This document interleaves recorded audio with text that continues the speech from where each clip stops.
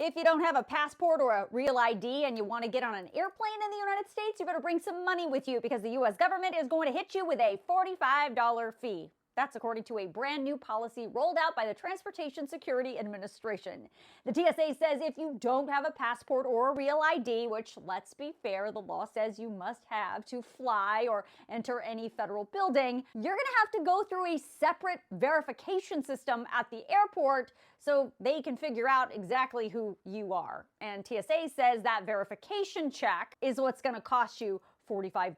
Now, this policy won't be kicking in until February 1st of 2026. And if you do have to pay that fee, it will be valid for a 10-day travel period. So in theory, it should cover the travel to your destination and then back home if, of course, you're only gone for 10 days.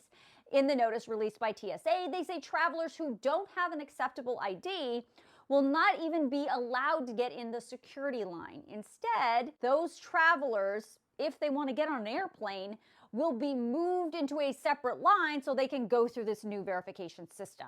TSA says to avoid all of this, we urge all travelers to get a real ID or other acceptable form of ID as soon as possible to avoid delays and potentially miss flights. Again, this policy will kick in just 2 months on February 1st of 2026. So if you don't have a passport or a real ID yet and you want to get on an airplane next year, right now would be the time to get all that done. This notice also gives a list of all the other acceptable forms of ID that you can present to a TSA agent and not pay the $45. So if you want to see this notice for yourself and take a look at that list, I'm going to email the document out to you tonight in my Facts HQ email, so make sure you sign yourself up.